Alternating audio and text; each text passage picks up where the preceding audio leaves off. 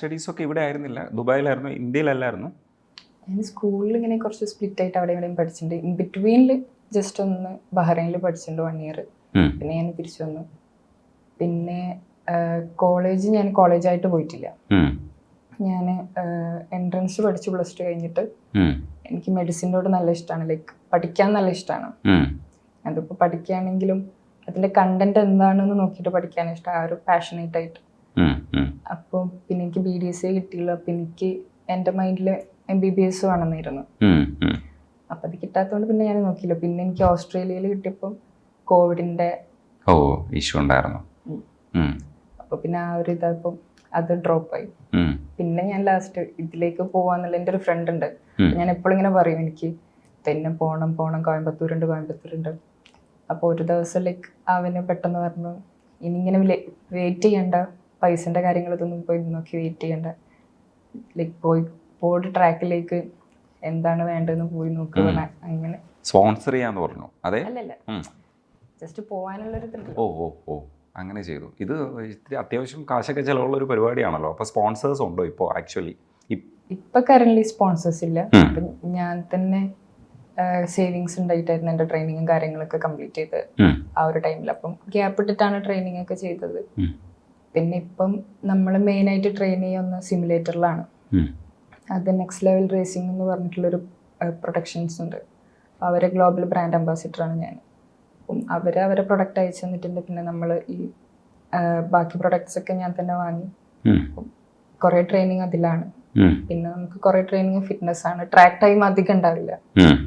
ടെസ്റ്റിങ്സിലേക്ക് ഒരു championship focus ചെയ്തിട്ട് അതിൻ്റെ മുമ്പ് കുറച്ച് ടെസ്റ്റിങ്സ് അങ്ങനെ ഉണ്ടാവാം. ഈ ഫോർമുല 4 എന്നൊക്കെ പറയുമ്പോൾ വലിയ സംഭവമാണെന്ന് നമുക്കറിയാം. അത് എത്രത്തോളം വലിയൊരു സാധനമാണ്?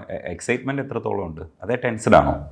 അത് ലൈക്ക് ഇപ്പൊ പുറത്തുനിന്ന് നോക്കുമ്പോൾ ജസ്റ്റ് ഒരു ട്രാക്കിൻ്റെ ആ ഒരു ഇതിലിങ്ങനെ കറങ്ങുന്ന പോലെയാണ് ആൾക്കാർക്ക് ഫീൽ ചെയ്യുക. ഞാൻ ഇപ്പൊ ഇന്ത്യൻ F4 ലൈവിൽ ആൾക്കാർ ഇങ്ങനെ എന്താ പതുക്കെ പോകുന്നൊക്കെ ഇങ്ങനെ കണ്ടിട്ടുണ്ട്.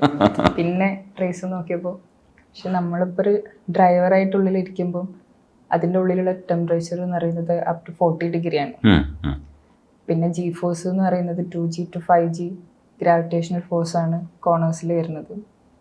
പിന്നെ ഇതിൻ്റെ ലൈക്ക് ആ മൊത്തമായിട്ടുള്ള വൈബ്രേഷൻസും നമ്മൾ ബ്രേക്കിംഗ് പ്രഷർ എന്ന് പറയുന്നത് 16 to 100 kg ആണ്.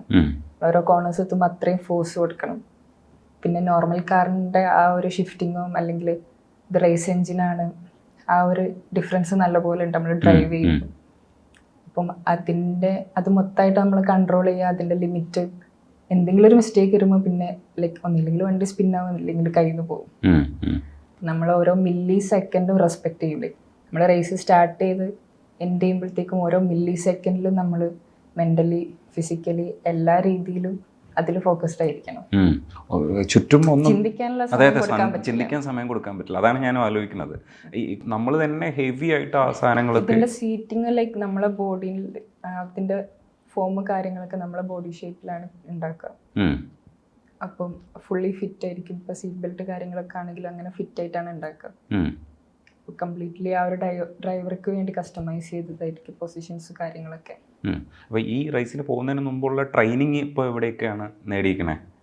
ട്രെയിനിങ് ഞാൻ ആദ്യം കോയമ്പത്തൂർ ചെന്നൈന്ന് ഫോർമുല LGB എന്ന് പറഞ്ഞ കാറ്റഗറി ഉണ്ട്, അതിൽ DTS റേസിംഗ് ആയിട്ട് ട്രെയിനിങ് ചെയ്തിട്ടുണ്ടായിരുന്നു. പിന്നെ UAE പോയപ്പം അവിടെ കാർട്ടിങ്, പിന്നെ സിം റേസിങ്, പിന്നെ അവിടെ ടെസ്റ്റിങ് ചെയ്തിട്ടാണ് ഇതാക്കിയത്. ബേസിക്കലി പറയുമ്പോൾ ബാക്കി ഡ്രൈവേഴ്സ് വെച്ച് നോക്കുമ്പോൾ എനിക്ക് നല്ല എക്സ്പീരിയൻസ് കുറവാണ്. പക്ഷേ എൻ്റെ മൈൻഡിൽ like I can do it എന്ന് പറയുന്നൊരു സാധനം ഉണ്ടായിരുന്നു. പക്ഷെ ഞാൻ ഫസ്റ്റ് കാറിൽ പോകുമ്പോൾ എനിക്ക് ആ ഒരു പേടി ഉണ്ടായിരുന്നു. കാരണം ബാക്കി എല്ലാ ഡ്രൈവേഴ്സും 8 to 10 years എക്സ്പീരിയൻസ് ഉണ്ട്. അവർ 30 to 40 റേസസ് ചെയ്ത ഡ്രൈവേഴ്സ് ഉണ്ട്. അപ്പോൾ അവരുടെ ഇടയിലേക്കാണ് ഞാൻ പോകുന്നതെന്നുള്ള ഒരു തോട്ട് എനിക്ക് ഫസ്റ്റ് ഒരു ഇതുണ്ടായിരുന്നു. പിന്നെ ഞാൻ എൻ്റെ മൈൻഡിനെ സെറ്റ് ചെയ്ത് ലൈക്ക് ഞാൻ പോകുന്നത് എനിക്ക് പഠിക്കാൻ വേണ്ടിയിട്ടാണ്. I don't have to compare with anyone else. എൻ്റെ ഒരു കാര്യം ഞാൻ അവരായിട്ട് കമ്പയർ ചെയ്യേണ്ട ആവശ്യമില്ല. അവരവരെ പേർപ്പസിന് വരുന്നു, ഞാൻ എൻ്റെ പേർപ്പസിന് വരുന്നു. അവരെ കമ്പയർ ചെയ്യുമ്പോൾ ഞാൻ എൻ്റെ ടൈമാണ് അവിടെ വേസ്റ്റ് ചെയ്യുന്നത്. ഞാൻ എൻ്റെ ഒരു കാര്യം മാത്രമേ ഫോക്കസ് ചെയ്തിട്ടുള്ളൂ. മറ്റുള്ളവർ എന്ത് പറയുന്നത് ജഡ്ജ് ചെയ്യുന്നതൊന്നും ചെയ്തിട്ടില്ല. ഞാനും ആ കാറും തമ്മിൽ എൻ്റെ മൈൻഡിൽ ഞാൻ കൊടുത്തൊരു ടാർഗറ്റ് ഉണ്ട്, ഇത്ര ടൈം അച്ചീവ് ചെയ്യുക, അല്ലെങ്കിൽ ആ കാറുമായിട്ടുള്ള ബാലൻസ്. അപ്പോൾ ഫസ്റ്റ് ഡേ പോകുമ്പം കുറച്ച് ടെൻഷൻ ലൈക്ക് ഫസ്റ്റ് ആ പുഷ് ചെയ്യുന്ന സമയത്ത് പറയുന്ന ഗ്രാവിറ്റേഷണൽ ഫോഴ്സും വൈബ്രേഷൻസും ആ ഒരു ബ്രേക്കിംഗ് പ്രഷറൊക്കെ അഡാപ്റ്റ് ആവേണ്ട ഒരു സമയം ഉണ്ടല്ലോ. അതുകൊണ്ട് ആ ഒരു പേടി ഫസ്റ്റ് ഉണ്ടായിരുന്നു. സെക്കൻഡ് ഡേ ആയപ്പം വണ്ടി സ്പിന്നായിട്ടുണ്ട്, ഫ്രണ്ട് വിങ് പോയി തട്ടിയിട്ടുണ്ട്. പക്ഷെ ആ സമയത്തൊക്കെ ഞാൻ ലൈക്ക് നെഗറ്റീവ് ഡൗൺ ആയിട്ടുണ്ട് കുറേ. പക്ഷെ പിന്നെ ഞാൻ തിരിച്ച് ലൈക്ക് മൈൻഡ് തന്നെ ഇതേപോലെ റീകോൾ ചെയ്ത് ആദ്യം ജസ്റ്റ് വണ്ടിയിൽ പോയി ഒരു 5 മിനിറ്റ് ഇരുന്ന് ആ മൈൻഡിൽ കൂടെ തന്നെ ലാപ്പ് ഓടിച്ച് കഴിഞ്ഞു.